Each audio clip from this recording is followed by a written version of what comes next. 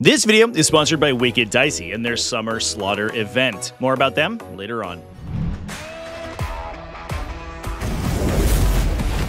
What's up, folks? Welcome back to TacticalTortoise. My name is Trevi, and it's time for another episode of the Best Armies in Warhammer 40k, the weekly video series where we go through undefeated results from the past weekend of competitive events in the game and talk about what's doing well. And it is a big weekend, pun intended, because we see the newfound legality of the newly updated Imperial Knights points and index, as well as the new Chaos Knights Codex, which we will for sure be talking about in this episode. As you can see, as we move to a metagame breakdown, Imperial Knights and Chaos Knights both did very well, taking a total of 5 undefeated results between them. Death Guard still remain the frontrunners of the metagame, having been since unchanged since the release of their codex. That's not a surprise to anyone. That includes the PNW Warlords Tacoma Open Prep GT, 3rd Annual PopCon GT, Glasshammer Major, the Skovde Battleforge 4, and Brewhammer GT 7. Imperial Knights are nipping at their heels with their newfound points values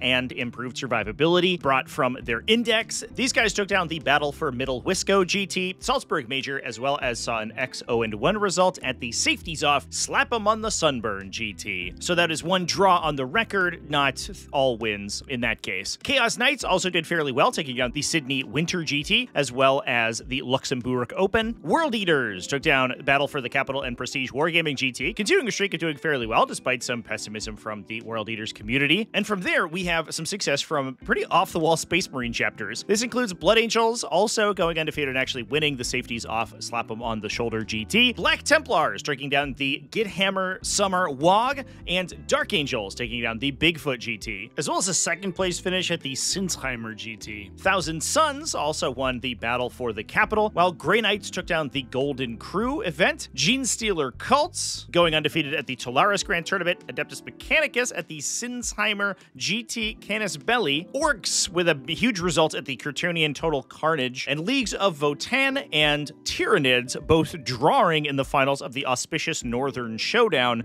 both going X0-1 at that event. That event as well used battle point scoring, not a points differential system, so that was a natural draw. Both players scoring exactly 73 points in the finals of that event in order to draw it, which is an insane result. So we're going to be talking about all of these lists momentarily, just after a word from our sponsors. This video is sponsored by Wicked Dicey and their upcoming Summer Slaughter event. Now, I talk about Wicked Dicey quite a lot on this channel, and that's because they run phenomenal events in the northeast sector of the United States. I've promoted a ton of their events in the past, I've been to a ton of their events in the past, and I've live streamed a bunch of them, and they're always a good time. Summer Slaughter in particular is taking place the weekend of August 16th and 17th, 2025 in Piscataway, New Jersey. And this event features a wide variety of miniature games, including tournaments for games like Warhammer 40,000, Age of Sigmar, War Machine and Hordes, Marvel Crisis Protocol, and many more. Most pertinent for this channel, of course, is going to be the Summer Assault Major that is being held at the event, a 64-player GT that will take place over 5 rounds. But if competitive Warhammer 40k isn't necessarily your style, there are a lot of other activities to engage in, including a 2-day narrative event for the Horus Heresy. If you can't make the event in person, you'll still be able to experience it on this channel. I'll be live streaming both days of the 40k GT. However, I highly recommend that you actually go there, because I'd love to see you in person, not just in chat. You can find links for more information, as well as the Best Coast Pairings event for the 40k GT down in the video description. So get your tickets today for the Summer Slaughter, August 16th and 17th, 2025, and I'll see you there. Now we're going to start over here at the Glasshammer Major Nottingham. This was a 114-player major, and when we look at the placings here, things look a little bit interesting because we had an insane number of X0-1s in the runner-up placements of the event. Now, it did use differential scoring, so these results are unfortunately very common, and I won't be discussing these draws in this case. Instead, we're going to be focusing on Nathan Roberts and his Death Guard. Nathan took a Mortarian's Hammer detachment to the event, running a pair of Lords of Contagion, as well as a Lord of Virulence with Tendrilless Emissions. That's the enhancement that will convert him into a pseudo-Tech Marine to buff your vehicles, with wound rerolls of 1 as long as they target enemies visible to him. We then have 2 Death Shroud Terminators. These guys have a lot of synergy with Mortarian's Hammer. We see this combination pretty consistently nowadays. Mortarian's Hammer is able to choose things at the start of the battle run to automatically become afflicted. The Death Shroud Terminators can then deep strike closer than normal to afflicted enemies, meaning that they're going to be able to essentially choose units to pounce on with those Death Shroud Terminators and get really easy deep strikes.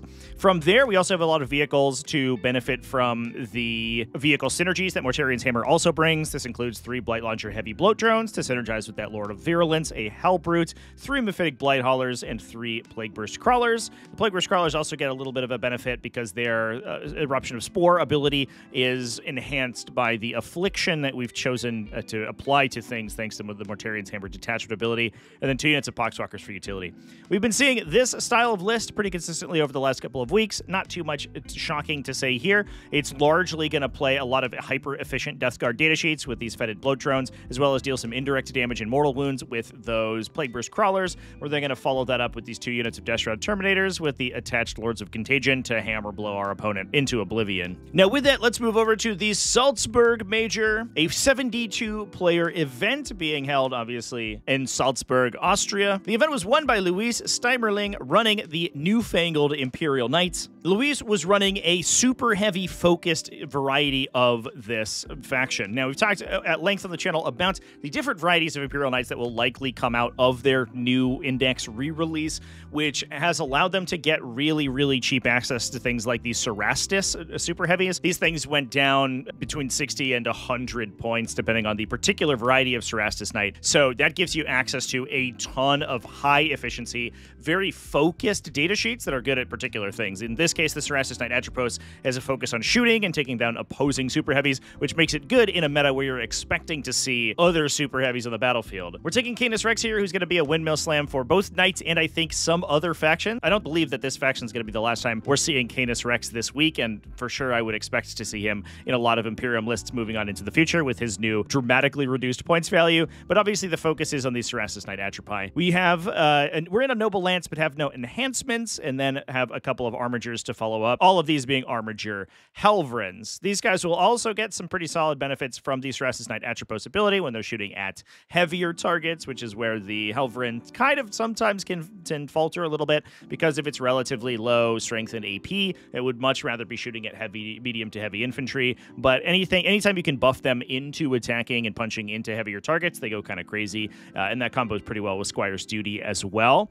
So those Armiger Helvrins can provide a very nice consistent backline of shooting. They're very difficult to kill for their value. Right now, they come in at less than 10 points per wound at their current valuation. They're able to keep your opponent's head down while you're maneuvering these Cerastus and Atroposes to get the heavy guns on your opponent's heavier targets and really mop things up. Now, Imperial Knight lists don't take a really long time to talk about, so I'll talk about a couple of them today. Let's go over to the other undefeated Imperial Knights over at the Battle for Middle Wisco GT, a 50-player GT being held in Wisconsin. This one was won by none other than Nemo the Fish, who sounds pretty excited to be getting a list review on this show this week. Nemo's variety of Imperial Knights comes down more closely to something I would expect to see consistently in the future. This includes Canis Rex and 2 other super heavies for a total of 3, but that allows the army to diversify its profiles elsewhere. That makes it so it's difficult for a list that's focusing on taking down the Armigers versus a list that's focusing on taking down the super heavies. Doesn't have a good opportunity to focus very heavily on one of the 2 particular profiles. If you are only running 5-ish super heavies, or you're running a bunch of Armigers, you could hit a matchup where your opponent is well statted to kill one of those profiles, and you could suffer in those matches. The lack of the 3rd super heavy also allows you to take the Sister of Battle Immolators, which dramatically improve the output of both the Helvrins and this Knight Crusader, because they're able to strip cover from enemies, so the low AP autocannons and battle cannon on the Crusader and the Armigers do that much more work. So we have a Sister of Battle squad to combat squad into those 2 Immolators. We then also have Canis Rex. Obviously, he's is great and definitely should remain at 380 points, Games Workshop. Don't change that anytime soon, that's for sure. We have a Cerastus Knight Lancer to provide just a bulwark of survivability.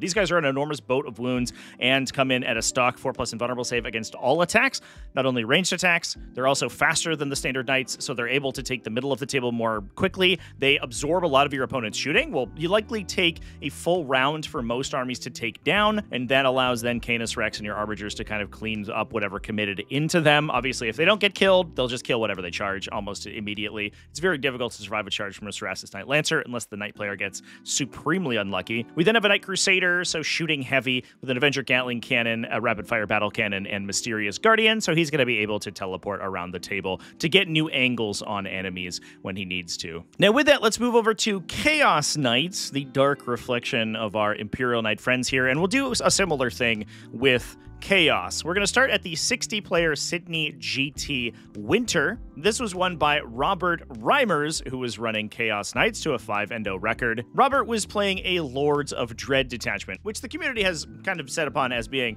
most likely the most powerful detachment, if not the most consistent detachment.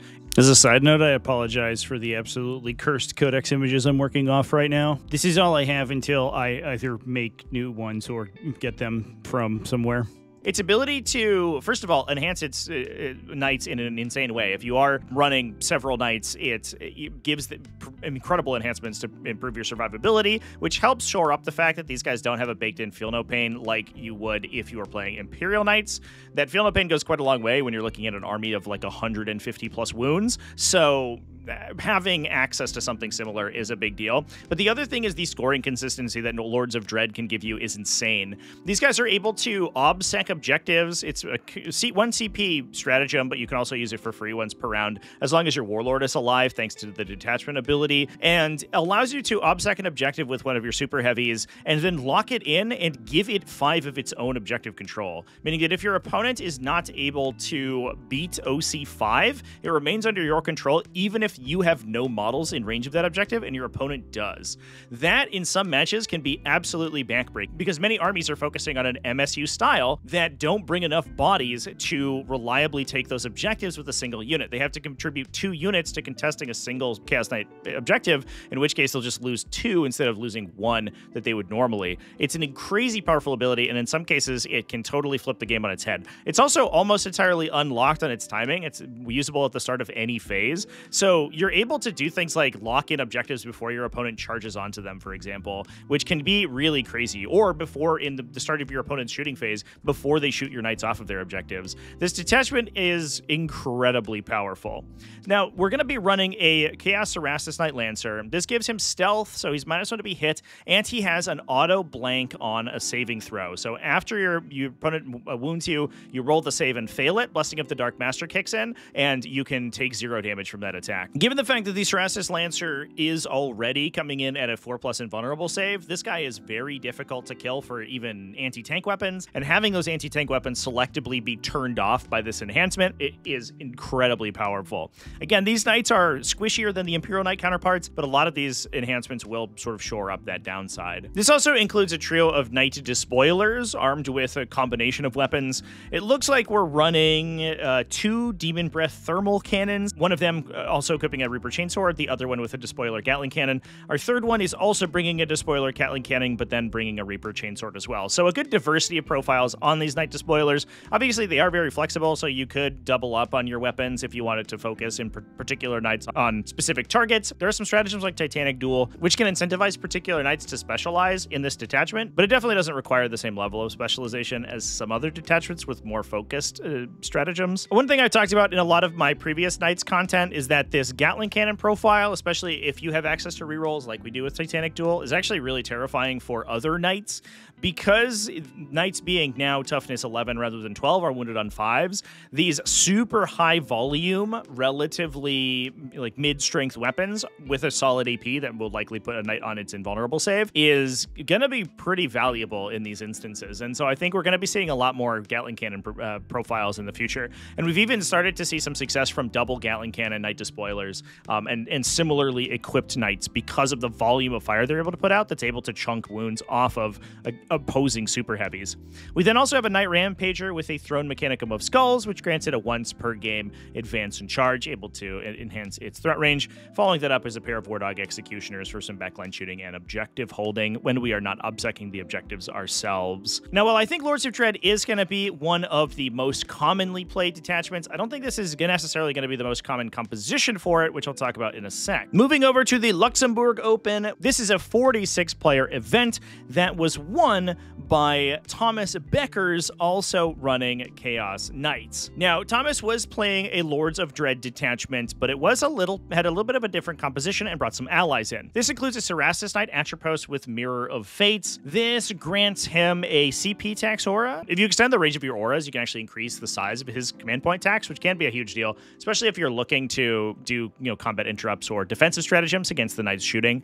So that's a big deal. We have then triple Knight Abominants. These guys are very good because they're able to provide a very cheap Knight profile, and they're also just kind of a deluge of mortal wounds. Not only do they pulse mortal wounds themselves at the end of each movement phase, but they also fire a 12-shot, 3-damage devastating weapon. It has it's AP 0, but it does come in at strength 12, meaning that against other T11 3+ armor save, not like 2+ armor save Knight profiles, it's actually another weird but kind of horrifying profile, because these things are going to be shooting down range and wounding on 3s and forcing you on your base armor save. They have such a high volume that they are likely handing you 5 or 6 saves. So of those saves, you're probably taking 6-ish damage, and they average between 1 or 2 sets of devastating wounds, meaning they're also handing you somewhere around 3 to 6 mortal wounds, which means the average damage from this thing is somewhere between 6 and 12 damage into an opposing super heavy from the cheapest Knight chassis in the game. And they can also deal mortal wounds and or battle shock you to turn on all of the battle shock synergies that the army has. Despite the fact that they are a little bit underwhelming in melee, especially against other vehicles, these guys are going to be the core of a lot of these like super heavy spam builds that Chaos Knights now have access to. That also includes a Knight Despoiler, this one running 2 Despoiler Gatling Cannons. As I mentioned before, these are good into a variety of profiles. They can sweep infantry well. We're shooting 36 total shots out of these two things, plus all of the pintle and all of the shoulder mount guns and the underslung guns on each of these Knight weapons. So it's just an enormous breadth of firepower. And then we can use Titanic Duel on it to shoot into another super heavy and gain full rerolls, meaning the number of saves this is forcing onto an opposing Knight's probably invulnerable save is insane. This guy is running Warp-Born Stalker, which is a copy-paste of Mysterious Guardian from Imperial Knights. The Knight can deep strike if you want him to. He can also up-down into Strategic Reserve to redeploy around the table once per battle in order to gain vantage with that enormous number of Gatling Cannon shooting. We then are also bringing a unit of Nurglings and Rodagus. The demons are nice here because they add a little bit of volume to the army that it wouldn't normally have. They can use the infiltration to block off enemy movement blockers. They can also do something like objective secure their home objective, place OC on it, and then also place Nurglings on or nearby it. So enemies that are higher than OC 5 can't deep strike or strategic reserve onto the objective without trying to charge onto it in order to take it, meaning that the Nurglings are essentially holding that objective without actually having to have an OC characteristic. Rodagus is also a windmill slam in here because he reduces enemy objective control characteristics by 1 when he's within 6 inches of them, which means that many enemy units that could otherwise take one of these locked objectives will potentially be shut down, even if Rodagus, again, isn't standing on the objective himself. He can reduce enemies to OC 0 if they start at only OC 1, but even 5 OC 2 models moving onto an OBSEC objective that are then within 6 inches of Rodagus at the end of that movement do not apply enough objective control to the objective to take it. You need 6 or more models with at least an OC value of 2 or higher if Rodagus is in the vicinity. He's also extremely difficult to kill. He's high toughness. He has a bunch of wounds. He has a feel no pain. He's great in melee. He has a solid Overwatch threat, which the other Knights obviously cannot do. So he makes a very natural ally to these Knights, and I think this composition is something that we're going to be seeing in a lot of tournament results moving on into the future. Now, with that, we're going to move over to the UK and talk about the Prestige Wargaming Grand Tournament. This was a relatively smaller event, 26 players, but was won by World Eaters. And not any World Eaters, because I want to talk about this list in particular, because Christopher Chedotal over here won it with Khorne Demonkin, a man after my own heart because I absolutely love this detachment. It's super fun. It's definitely not the strongest thing in the game. It's maybe the weirdest thing in the game. And if you are running into players who know how to play against your Berserker Warband and you're a World Eaters player, give Khorne Demonkin a try, because its ability to steal points from people is insane. That said, it is very difficult to play and to play against, so you win some, you lose some, I guess. The interesting things about this detachment are that it allows you to take Khorne Demons out of the World Eaters Codex, so we can unlock units like Scarbrand and Bloodletters. The most important synergy, however, is that it can bring those Bloodletters in during any phase of the game after any unit at all is destroyed. When you bring them in using the Summoned by Slaughter stratagem, they arrive 1 inch away from enemies and wholly within 9 inches of the last model of the destroyed unit, meaning that you can do things like take objectives away from people, movement block people with them. You can use it sort of like a rapid ingress to kill something even in your own shooting phase, place the Bloodletters down, then charge with them to take further objectives, or even just cement control of your own objectives after you're shot off of them. This stratagem is probably one of the most powerful stratagems in 40k. The downside is that it only exists in this detachment, and it only affects Bloodletters. If it affected any more effective units, it would probably be horribly abusive. It's an interesting thing that balances the detachment, though. It makes it an interesting detachment to play. I might even make a video about that stratagem at some point. I'm very World Eaters pilled right now because I was playing them for a little while after the Codex released, and I kind of want to talk more about the faction and some of the weirder interactions inside that Codex. Anyway, moving back to the issue at hand. So we're running 2 units of Bloodletters in order to make use of that synergy. We have a Demon Prince of Khorne. This guy is mostly good because he gives you a solid center point for your army, although he doesn't actually really discount you that many stratagems. He can give you things like discounted interrupts, heroic interventions, or overwatches, which is nice, but almost all the stratagems do not target World Eaters units. They target your Blood Legion units, which have a different faction keyword, despite the fact that they are in a World Eaters army, which means they are not eligible to be discounted by the Demon Prince's special ability. So it's actually kind of an anti-synergy. However, he's so good anyway that you probably just take him regardless, and he late games like an absolute Chad. He's taking the Blade of Endless Bloodshed to improve his attacks, which makes him an absolute monster.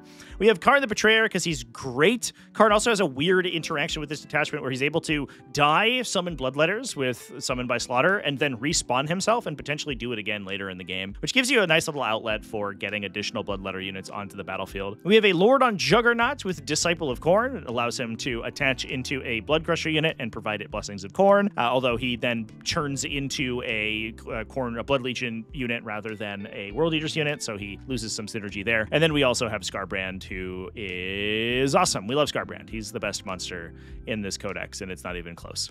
We have a unit of Khorne Berserkers to hang out with Khorne the Betrayer, as well as a Chaos Rhino to carry them to the fight, a unit of 6 Blood Crushers to attach the Disciple of Khorne into. They can act as a pretty solid late gamer. He can allow them to move through vertical terrain features like Ruin Walls, which gives them some solid threat range, and then they do a bunch of mortal wounds and can stab pretty well, so that's all pretty interesting. We have 2 units of Chaos Spawn, as well as 2 units of Fleshhounds for utility and scoring. Following that up are 2 Forge Fiends. The Forge Fiends are particularly important in this detachment because they will generate you early Blood Tithe points by killing enemies with their guns, but then they will also potentially trigger Summoned by Slaughter if your opponent gives you the opportunity to, which is certainly useful. Now moving on from there, we're going to go back to South Carolina in the US for the Safeties Off Slap 'em on the Sunburn GT. Trying saying that 5 times fast because that is a mouthful of a name for your event. This was a 40-player GT held in Taylors, South Carolina, and this one was won by Jonathan Arkin running Blood Angels. We also saw Imperial Knights as a runner-up here, but they did have a draw on their record, so didn't go the full 5-0. Jonathan's from Happy Crumping Wargaming, by the way, I believe, so go check him out if you have the opportunity. He was playing a Liberator Assault group rocking Chief Librarian Mephiston, Commander Dante, the Sanguinor, a Jump Pack Captain with Ragefield Warrior, so he's going to get that sustained 3 once per game, plus a Chaplain with Speed of the Primarch. Oftentimes we see this guy in a Blade Guard Veteran squad. I believe that that is what we are taking down here in order to give them the +1 to wound that they so desperately need, being unfortunately only strength 5, making them a little bit awkward into a lot of vehicle profiles, but that +1 to wound certainly helps. Speed of the Primarch for that fights first makes them a really awkward unit to engage with because they do have that strong and vulnerable save and a boatload of wounds. If you're shooting at them, when you charge them, they can fight first and potentially do lethal damage to you before you get to swing into them. The other benefit, obviously, is that both the Chaplain and the Blade Guard Veterans are kind of like mid-level melee profiles, but Liberator Assault Group is the great equalizer, and almost any melee profile, as long as you have an attack characteristics with a weapon skill of 3 or better, they'll add you to the team and charge you into melee because those guys can make basically anything sing in the fight phase, and that is certainly the case for Blade Guard Veterans. Strength 5 up to Strength 7 with a bonus attack from the detachment ability is a huge bonus for those guys. We have a Jump Pack Assault Intercessor unit for utility, an infiltrator squad, as well as a bunch of sanguinary guard. Looks like we are down to 1 unit of 3 as well as a unit of 6, likely for Dante to join into. The 3-man sanguinary guard squad often for just the captain as a little bit of a delivery system for him.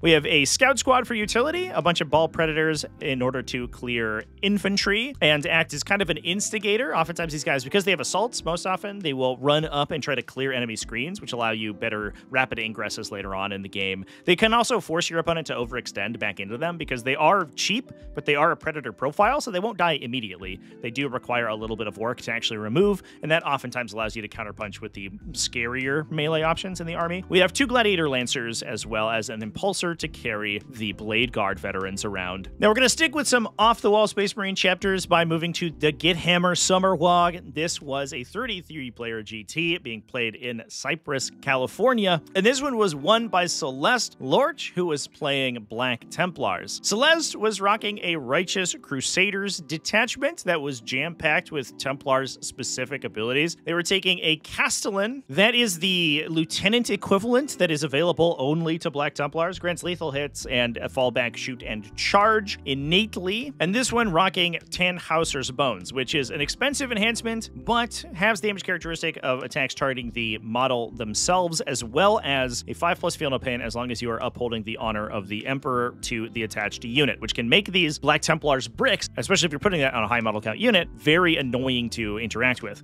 We have Chaplain Grimaldus, who can also provide that feel no pain to his unit as well, alongside a Terminator Chaplain with Sigismund's Seal. That's going to provide bonus attacks and bonus critical to whichever unit that he's joined into, as long as you are accepting any challenge, no matter the odds. And as I think I've covered quite a few times in this series, you can always use Fervent Acclamation in this detachment to apply any of those Templar vows to the unit that these characters are attached to then improve the effect of these attached relics, which is a cool little internal synergy that Black Templars have. We have High Marshal Helbrecht for an additional set of enhanced critical hits, as well as a combi weapon lieutenant. Now we're running an Intercessor squad for some backline objective holding and objective secured. We have a big Primaris Crusader squad. Oftentimes we'll see Grimaldus jump into this thing to provide his protective effects for it, as well as give it advance and charge, which is something that the faction is sorely needing if you are playing Righteous Crusaders. We have a single Impulsor with the Pintle-mounted Multi-Melta, alongside 1 unit of Assault Intercessors with jump packs, 1 unit of 3 Outriders, 1 big unit of Primaris Sword Brethren. I have a sneaking suspicion that we are attaching both the High Marshal Helbrecht as well as the Castellan into that unit. Obviously, they could be attached to either of these big bricks, whether that's the 10 Sword Brethren or the 20 Crusaders. Either way, they will grant 5+ critical hits as well as automatic lethals. So if you choose to accept any challenge, no matter the odds, they will get 5+ lethal sustain on all of their attacks. If you are locked into accepting any challenge, no matter the odds at a baseline, whichever unit the Terminator Chaplain is attached into will also get 5+ criticals for sustained hits as well. So all of these together can give you an immense amount of improved critical effects and super powerful keywords on these weapons. We have a bunch of utility provided by 2 scout squads, as well as a Reaver squad, alongside, there we go, a big Terminator assault squad. Now, interestingly, we oftentimes see the Terminator assault squads being played with the Tannhauser's Bones to give them an improved feel no pain. That is a brick of 40 wounds if you're running Storm Shields on all your assault Terminators, which we are right now. And so giving those a 5+ feel no pain is enormous.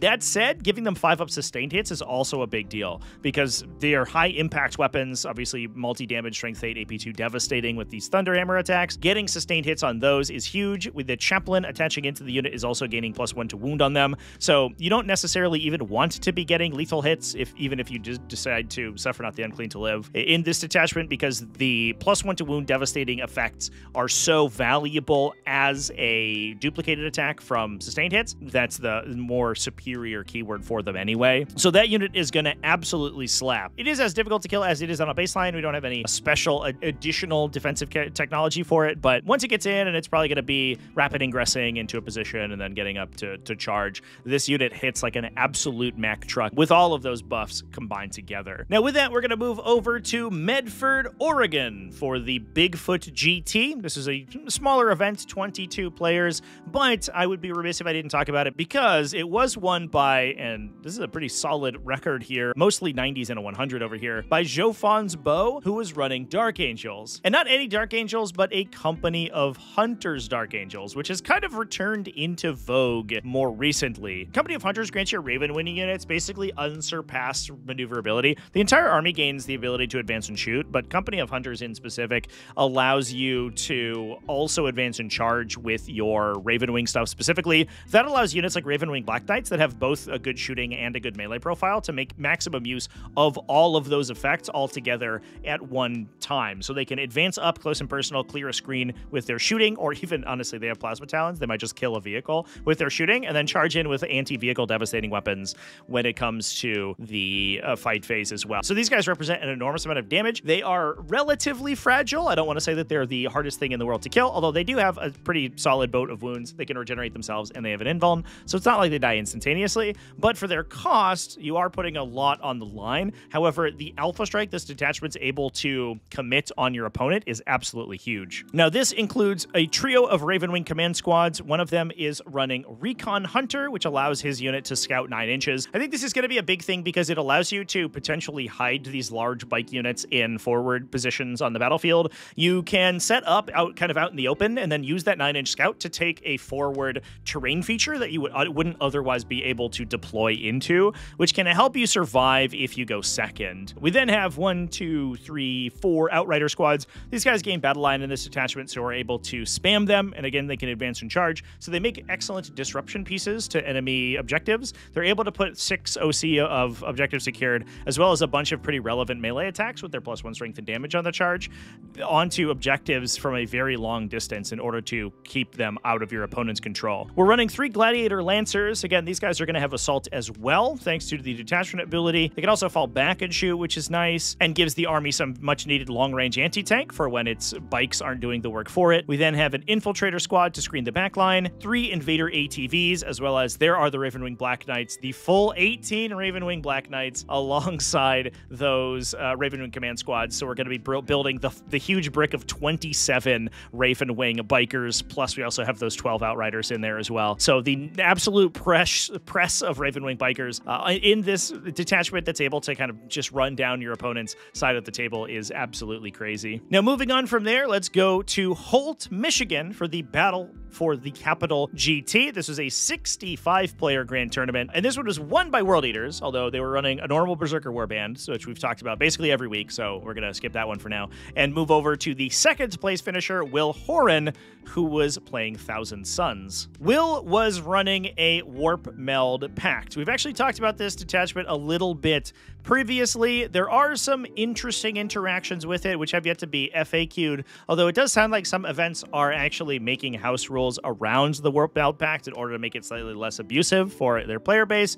I don't know exactly what rulings this event used, but either way, the detachment's actually pretty effective. You're able to protect your Zangor units or even buff your mutants on their attacks by taking D3 mortal wounds by performing a sacrifice. The weird thing is the timing of that ability triggers basically before triggers on targeting. So when you are targeted by an attack, you suffer the mortal wounds in order to impose a penalty on the attacking unit's attacks, which can allow you to change your eligibility as a target, which could potentially make it so that some attacks are forced to retarget to new members of your army. That said, that interaction is not necessarily required because the baseline benefit of getting -1 to be wounded from enemy attacks and +1 to wound on your mutants with your own attacks is enormously powerful. This includes Magnus the Red, who is in here, I think, largely as a ritual caster. He can buff the rest of your army pretty significantly by ensuring your rituals go off. He doesn't have a ton of synergy with the detachment explicitly, but he can make your units faster, which is a big deal because they already get things like advance and charge in this detachment for a command point. However, being able to get +2 to cast and 2 casts off of him, a single unit who can remain relatively safe over the course of the battle, is a huge benefit. We have 2 Zangor Shamans. One of them has the Diamond of Distortion to provide -1 to hit to his unit, both in melee and shooting, and one of them with Flowing Flesh for a 4+ Feel No Pain, which makes him pretty resilient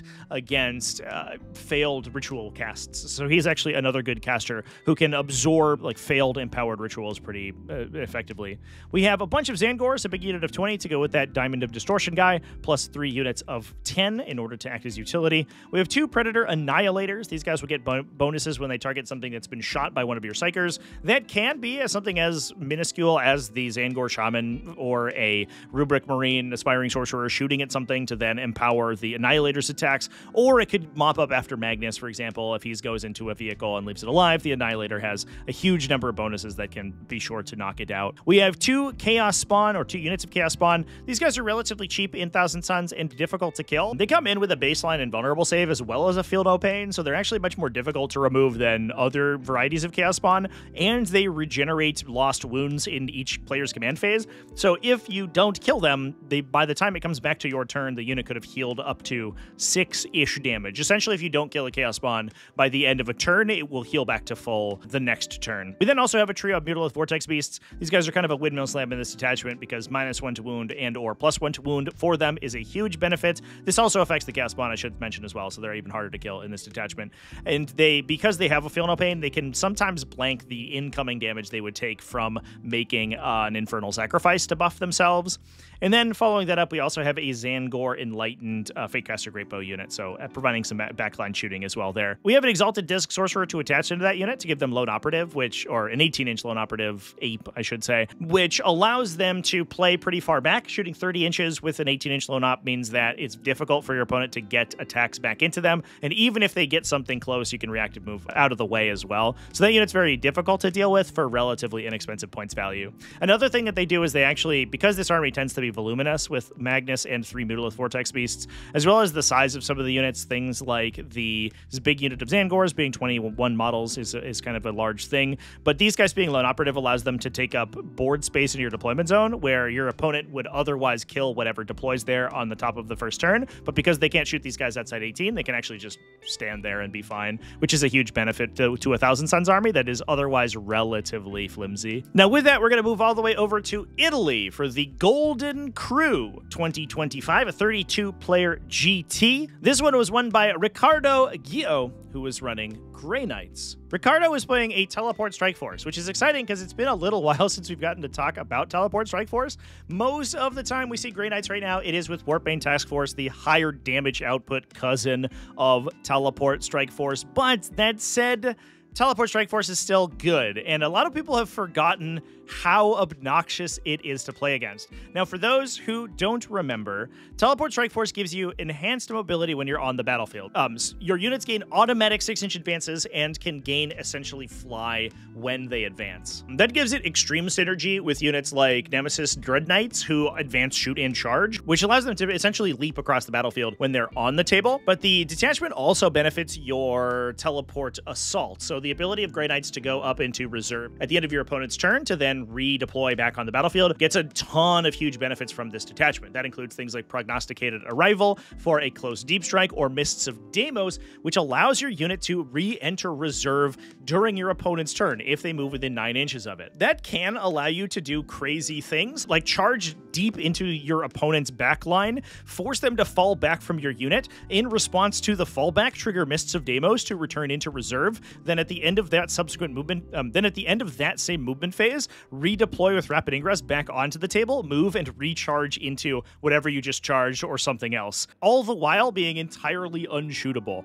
We also have enhancements like the Sigil of Exigence, which allows its bearer to redeploy in response to being targeted by enemy ranged attacks, then allowing them to retarget. But if this is the only unit that you're exposing to your opponent, they won't have any other eligible retargets, and they won't be able to attack you at all. So while this detachment certainly doesn't have the same level of damage output as we see from Warpbane Task Force, it is a pain to fight against. Now, what are we playing in it? This includes a Brotherhood Librarian for some mortal wound generation, alongside a Grandmaster with that Sigil of Exigence and a Nemesis Grandmaster and a Dread Knight. We also have Kaldor Drago for his improved charges, and a ton of Brotherhood Terminators to attach these characters in, a unit of 5 and a unit of 10. Now, normally which characters in which I don't necessarily know. Oftentimes we see Drago in the Brotherhood Terminator squad because he can grant them a charge out of Deep Strike to use their lethal hits on the charge, and then a larger unit gives him more opportunities to trigger Mists of Deimos to then redeploy and charge again, as we discussed previously. But sometimes you just take the smaller unit with Kaldor Drago and use him as as a little bit more of a targeted missile, and the larger unit can be played very aggressively, knowing that either Mists of Deimos or Sigil of Exigence can keep it safe against enemy shooting or melee, which makes it super duper difficult to interact with. We then have a pair of strike squads for some scouting and early game objectives secured, a Razorback, which is actually kind of a nice inclusion alongside an Interceptor squad. The Interceptors can jump out of the Razorback to interact with the opponent, and then using their Fire and Fade ability, their ability to move after shooting, they can actually hop back into the Razorback, which lets you add some passive, kind of indirect damage to your opponent that you're able to do without exposing your very valuable assets. The other thing too is that just putting Strike Marines inside the Razorback is good because that will give it scout, so it gives you more of a mid-board presence to clear enemy screens, which is always helpful.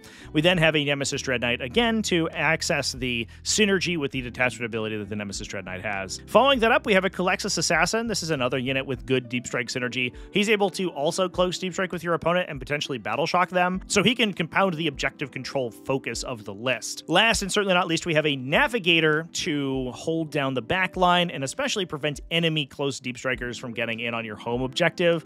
That's incredibly strong in a metagame where we could potentially be seeing both things like Grey Knights, but also detachments like Tyranid Subterranean Assault, where you're focusing very heavily on these deep strike mechanics, and the Navigators acts as a little bit of a silver bullet to that, at least until he goes down, because if your opponent can get up to touch him, he will die almost instantly. It's always cool to see Grey Knights doing well, because the faction requires a lot of skill to play, as well as not being the strongest thing in the game currently. They are staring down the barrel of a new codex, and they really need it, but it's always cool to see Teleport Strike Force see some play, because it does feel like it has been eclipsed by Warpaint Task Force, even though Teleport Strike Force has some of the most insane synergy with its parent faction out of any of the index detachments. Now with that, we're going to move all the way over to Czechia for the Tolaris Grand Tournament, a 71-player event. This event was won by Jakub Leitner, who is running Genestealer Cults. We also saw Adeptus Custodes and Necrons tie. It was a differential scoring event, however, so those ties are unfortunately relatively common. Now, Jakub was playing a host of Ascension. We've talked about this detachment over the last couple of weeks because it is seeing a resurgence in play, and I think with a newfound popularity of Imperial Knights, one of the big narratives of the community right now is that this might be the answer to those big, super heavy skew builds, because you're going to be able to constantly be deep striking enormous units that the Imperial Knights have difficulty killing. Those units will gain huge benefits like ignore cover, lethal hits from their attached characters, sustained hits, improved criticals from the detachment effect, and they can jump in and vaporize knights. Even if they lose that unit in response, they could just redeploy it thanks to Cult Ambush, come back in and do a similar amount of damage in the swing back, and their weapon profiles are very good at knocking down these T11 super heavies. Now with that, we are bringing 3 Benefictus. This includes one with Assassination Edict, which is, again, a huge benefit against character super heavies because it gives you that bonus against characters. We have a Primus with chink in their armor to grant him lethal hits. He's also granting his unit hit rerolls. So when we improve criticals from primed and ready and deep strike the unit on the table, the Primus is offering basically an OG Fire Discipline combo where you can grant 5-up criticals, sustain lethal hits, and full rerolls on the unit, which essentially like 2.5x's its damage output. This makes a big unit of neophytes absolutely horrifying.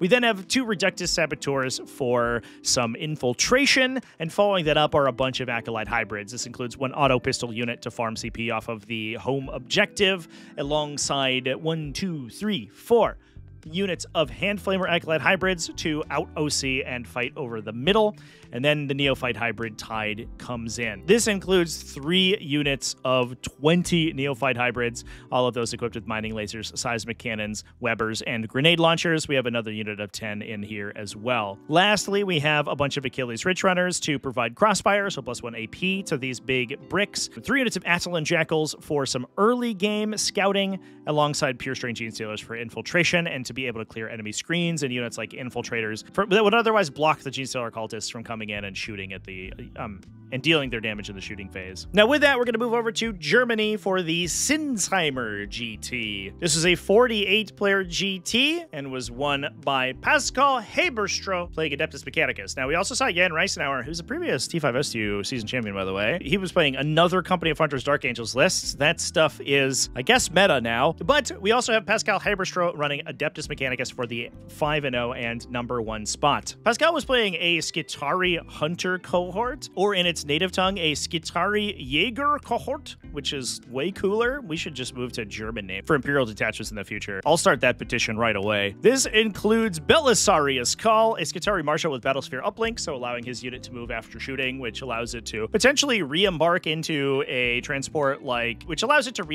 transports like Scorpius Dune Riders to then reuse their fire support on a subsequent turn. We have a base unit of Skitarii Rangers as well as a unit of Skitarii Vanguard, and following that up, a ton of Servitor Battleclades, Taraxi, and Sicarian units. Now, all of this stuff is going to be getting stealth from the detachment ability, and that makes these little 5-man units way more difficult to kill than you expect. I see a lot of players go into this matchup and they think, it's mass T4 mid-save infantry. It should be easy to clear, but then -1 to hit and an almost army-wide 5+ invulnerable save from Bionics makes these things super difficult to remove, and more often than not, you are left with multiple individual infantry running around and completing secondaries, which makes Skitarii Hunter cohort not only very difficult to play, but also incredibly high scoring. So this includes 3 units of 5 Taraxi Skystalkers, so these guys are able to move after shooting again, so they can move aggressively to body block enemies from moving up the table. They can complete secondary objectives. They can keep themselves safe, potentially, while still shooting. We have 2 Surfeiter Battleclades. These guys get the ability to advance and perform actions, which makes them very useful in an army that is scoring build like this one. They also, for 60 points and 9 models, have kind of a pretty solid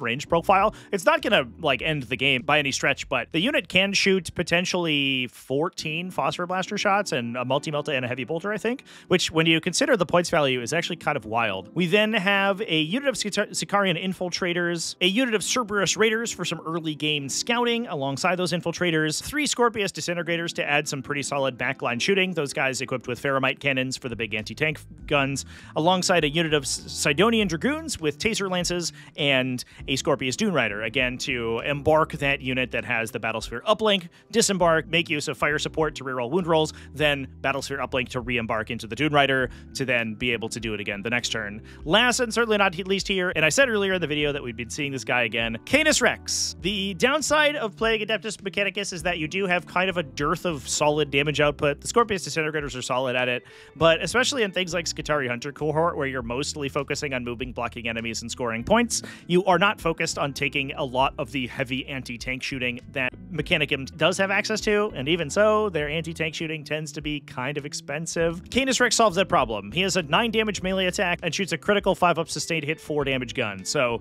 he's able to blow tanks up, and your opponent has to consider him when they are maneuvering around the battlefield. This makes it impossible for armies to overcommit into Skitarii Hunter cohort and sweep enough Skitarii off the battlefield that they can then sort of close things out in the later game. If they can push out and clear all of your screens and start to kill your objective holding infantry, your Servitor Battleclades, and your battle line stuff, things can go fairly poorly for Skitarii Hunter cohort. If they do that fast enough, Canis Rex can punish them for doing that by then busting through a wall, shooting a tank to death, charging another one and killing it, and forcing all of their anti-tank to retarget onto that guy, all the while screening for your Scorpius Disintegrators, which are going to be firing Ferromite cannon and missile launcher shots downrange the whole time. Well, this 380 points number next to Canis Rex's datasheet title here does make me sad. It does give me a little hope that it is doing something to make some of the lesser played Imperium factions do well. So that is cool to see. Now with that, we're going to move back over to Great Britain for their Cottonian Total Carnage 7. This was a 34-player event and was won by Tom Godfrey with a god level finish playing Orks, 5-0,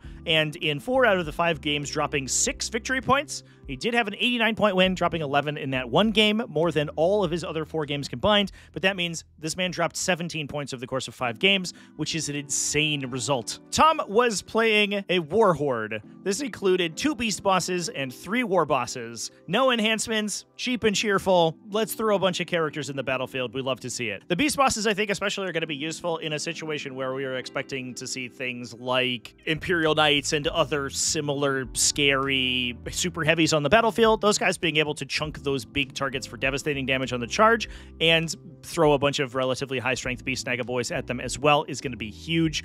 Speaking of which, we do include 2 units of Beast Snagaboys as well as 3 units of boys. These are followed up by 5 trucks to carry them around in. We do have some Breaka Boys as well, 2 units of 5. It appears that the War Bosses are going in there, and they're being delivered by the trucks. War Bosses are a phenomenal attachment to Breaka Boys because the Breaka Boys' individual attacks are low volume but very high impact, so these guys getting a bonus to hit to convert more of those attacks is a huge deal. In Warhorde as well, they also then gain that Sustained Hits 1 effect, which is in most cases essentially +1 to hit, meaning they should hit with 100% of the attacks that they came in with between the War Boss's leadership bonus and the detachment ability. Then if you're on the Wog turn, they get extra attacks, and we have a whole video mathing out how much damage these guys can expect to do into a big vehicle like a Land Raider, and the damage is absolutely astronomical. If you can commit them on the Wog turn, they do insane amounts of damage to large, tough vehicles, which I think is something that we're going to need to do as we're talking about things like Caedus Rex bringing Imperial factions into the fore and Imperial Knights just being incredibly powerful. We then see 2 units of 5 flash kits in order to clear enemy screens, a big unit of 20 Gretchen, as well as another unit of 10 to hold down the back line, 1 unit of 10 knobs to attach the 3rd War Boss into to give another pretty solid, well-rounded melee threat to the army. The knobs are also kind of a boatload of wound. And then we have a unit of Storm Boys for utility. So an army that is very, very clearly teched to be able to destroy these vehicles between a huge number of Beast Snagaboys, Breaka Boys, and these high-strength knob units. And that is what we need to see, I think, these days in order to kill these big super heavies. Now, I'm doing this one a little bit late because this event actually finished after I started recording the video. So if I didn't talk about this one in the Metagame Breakdown, then that would be why. But this is the Torneo GT Blackstone. This was a 48-player GT held in Zapopan, Mexico, and had 2 undefeated players at the end. Amador Perez went undefeated with Blood Angels. We've already talked about Blood Angels in the video, though, although it's interesting that Blood Angels are doing well. Space Marine non-compliant chapter is actually kind of killing it this week. But the other one is Xavier Barrera running Adepta Sororitas, which is definitely an army that we want to talk about. Now, Xavier was running a Hallowed Martyrs detachment. This is obviously the index-style detachment that allows you to respawn your characters, get additional bonuses when you're damaged or when they die. This includes a Canoness with Saintly Example. Speaking of bonuses when you die, she generates Miracle Dice, in addition to what you would normally generate when she is destroyed. We have the Demonifuge. This is a classic inclusion with this style of detachment. The unit has Fights First and Deep Strike and is able to heroically intervene for free. So the common play pattern is that your opponent will set up a charge into something valuable in your army that they want to take down. You will then rapid ingress for a command point, place the Demonifuge 6 inches away from where that charging unit wants to end up, then declare a heroic intervention for free, then use Suffering and Sacrifice to force enemies engaging the Demonifuge to attack them instead of the unit they originally wanted to. So especially for larger, scarier things like Knights or Super Heavies, you can pull all of their attacks onto the Demonifuge. When they kill them, which they most likely will, the unit's not the hardest thing in the world to remove, you could then use Divine Intervention to respawn Ephriel Stern even after she's destroyed, and you get to do it again on a future turn. The unit's really annoying to deal with, and alongside Fights First at a pretty solid melee profile, she's actually going to be doing damage to you as well as she soaks your attacks. We then have a single Imagifier as well as Junith Eruita, plus Morvenval and a Palatine with Through Suffering Strength to amp up her attacks when she's damaged, alongside another standard Palatine. Following that up, we have a pair of Battle Sister Squads, 2 Immolators to combat squad those ladies into, 2 Castigators, both of them with Castigator battle cannons to ignore cover, 2 individual Mortifiers. Those are good for generating Miracle Dice for dying individually, but they're also just kind of annoying independent little unit that can go and fight your opponent's utility. We do have a big unit of Celestian Sacrosancts in order to act as a bit of a late game threat. A unit of Paragon Warsuits for Morvenval. That's a particularly scary unit in this one because of those aforementioned combos that we have to keep enemies from attacking them, which allows you to get more activations out of the Paragon Warsuits with hit and wound rerolls from Morven and potentially +1 to hit and wound on the unit itself, which makes them good at killing basically any profile whatsoever. We also have some forward operation from a Sister Novitiate squad as well, which oftentimes is a candidate to get combat squatted out by one of the Immolators in order to reduce the amount that you are forced to commit to that infiltration zone, in case your opponent's fast enough to kill those ladies before the game really gets started. Now with that, let's move over to Cranbrook, Australia for our final event of the day, the Auspicious Northern Showdown, a 26-player GT. And this one was kind of interesting because it was ended in a 73-point draw between two interesting factions, both Lachlan backers running Leagues of Votann and Dale Welton running Tyranids went undefeated at this event, tying in the finals. And we're going to talk about both of these lists right now. First, starting with Lachlan's Leagues of Votann list. This was an Oathband list, so the Index detachment running a trio of Einhir champions, one of them rocking Appraising Glare in order to judge objective markers, the other one with Wayfarer's Grace, which allows him to respawn on a 2+ when destroyed. Following that up, we have a single unit of Hearthkin Warriors, as well as a trio of Sagitors to combat squad the Hearthkin Warriors, and potentially also attach these 3 units of 5 Chthonian Berserks. We can obviously start one of the Chthonian Berserk squads out of the Sagitors, use that Sagitor to combat squad out the Hearthkin Warriors in order to give you more drops on the battlefield, then re-embark the Sagitor with the Chthonian Berserks in order to actually deliver them into melee. Following that up, we have a couple of Einhir Hearthguard units, 2 units of 5 Hearthguard, plus 2 Hekaton Land Fortresses, 2 units of 3 Hernkin Pioneers, and a unit of Jaegers. Now, the Hekaton Land Fortresses are interesting because I imagine that we are embarking the Einhir champions into them. The Hearthguard unit can potentially embark into the Land Fortress, but if we embark the Appraising Glare character, he's not able to use Appraising Glare when he's embarked in a transport. He enters the weird Twilight Zone of being embarked in a transport where nothing can work, so his abilities turn off. We have a Teleport Crest in that Hearthguard unit, so we could even be attaching him to the Hearthguard and leaving them in reserve to use Appraising Glare to glare at an objective marker from their ship in orbit, I guess, and then rapid ingress them into a relevant position on the table later on over the course of the game, and then use the other unit of Einhir Hearthguard with the Weavefield Crest inside one of the land fortresses to come out and go fight. The Wayfarer's Grace guy can maybe play by himself. I'm not sure if he's going to be the odd man out who doesn't have any attached Einhir Hearthguard units, but we do have a lot of interesting options for where to put those guys. This is a wild Votann list. This is actually way different than what we typically see. Oftentimes, it's kind of a toss-up between whether we're focusing on Hernkin Pioneers, Sagitors, or land fortresses. I haven't seen this much of an emphasis on Einhir Hearthguard in a while. Sometimes there's 1 unit of 10,